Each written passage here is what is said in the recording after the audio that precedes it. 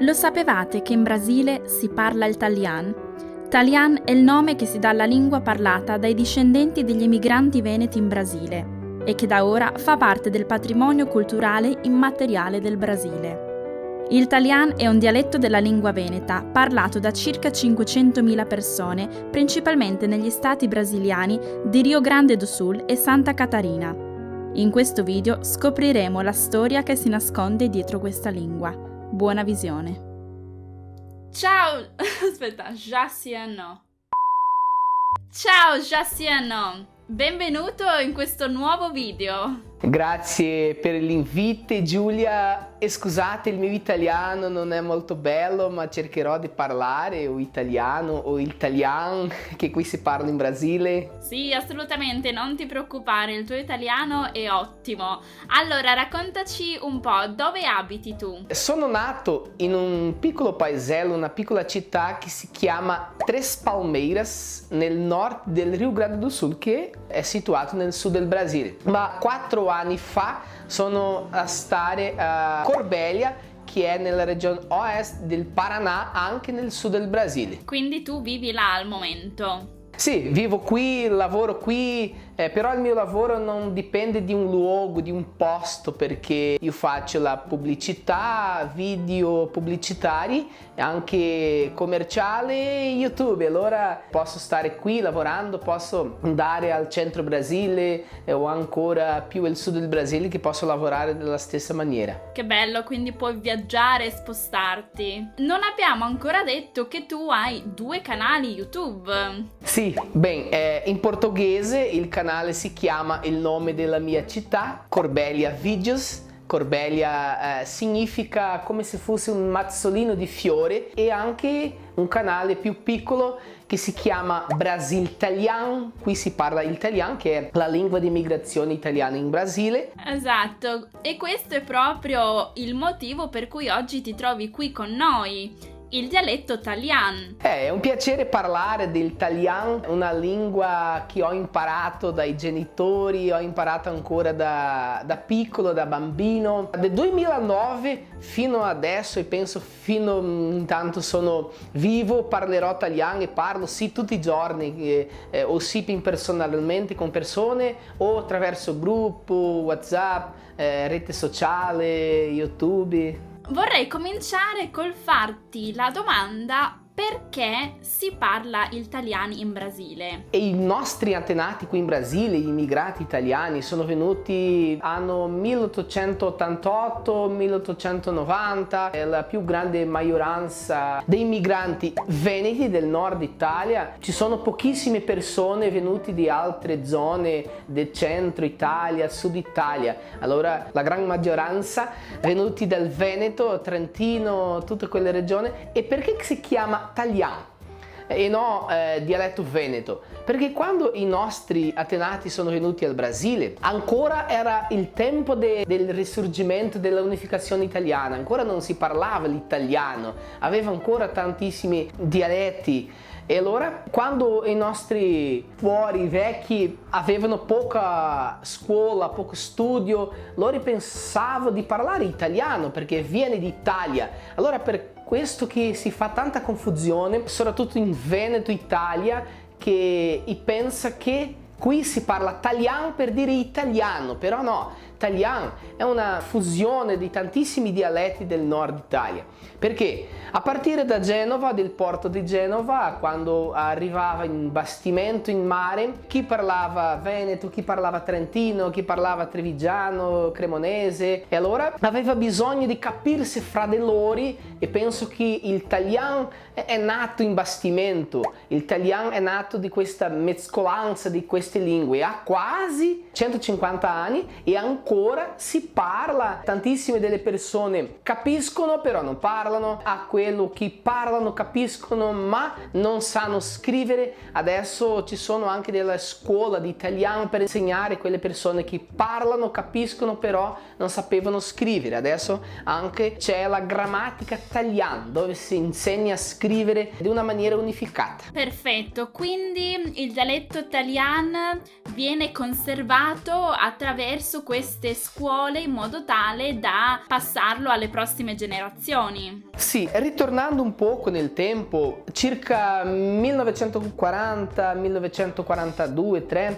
qui in Brasile aveva il presidente chiamato Getúlio Vargas. In quello tempo di seconda guerra mondiale, questo governo Getúlio Vargas ha fatto la proibizione di parlare italiano, non si poteva parlare italiano e la lingua si è persa in quasi totale.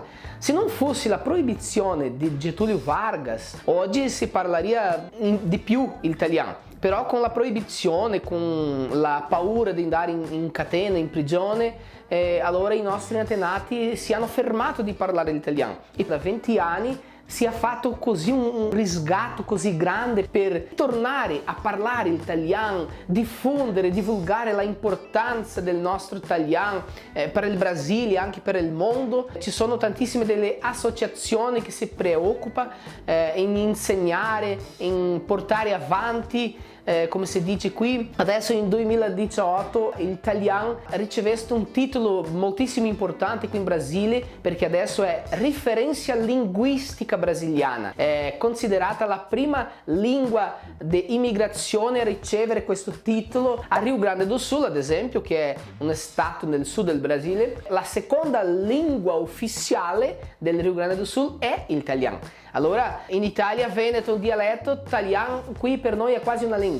E adesso, come ho detto prima, abbiamo una scuola che si chiama Cucagna Scuola d'Italiano. Cucagna vuol dire un tesoro, una ricchezza, perché non so Giulia se tu lo sai, ma abbiamo tantissimi libri antichi qui in Brasile scritti dai primi migranti dove dicevano che i nostri antenati quando venuti d'Italia aveva la promessa di venire qui in Brasile, trovare terre, trovare la cuccagna. In italiano la cuccagna vuol dire il tesoro dell'italiano. Poretti dei nostri antenati con quella speranza di venire qui, essere signori, essere ricchi.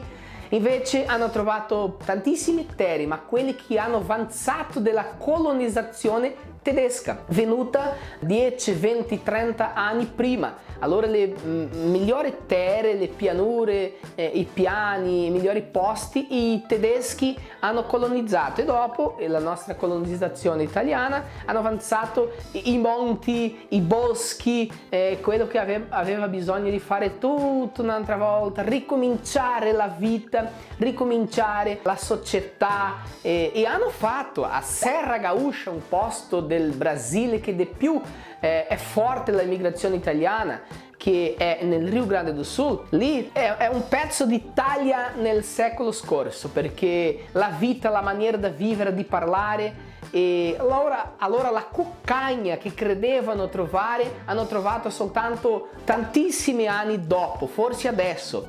È per quella che Cucagna Scuola d'Italiano, il tesoro, la cuccagna che abbiamo trovato adesso, che è la nostra lingua, la nostra storia, e così la prendiamo con amore, con orgoglio, con onore per dopo insegnare e portare ai nostri figli, ai nostri nipoti. Assolutamente, sono proprio d'accordo, è una grande ricchezza da proteggere e salvaguardare. Un'ultima domanda: con quale frequenza ti capita di utilizzare il dialetto italiano in Brasile, nella vita di tutti i giorni? Tu hai detto tutti i giorni, io tutti i giorni, perché come ho detto per il programma di radio, per video, per collegamenti Brasile-Italia come questo e anche per incontri qui in italiano si dice filò, non so come spiegare cos'è il filò. Si trovano le famiglie a notte per cantare musica italiana,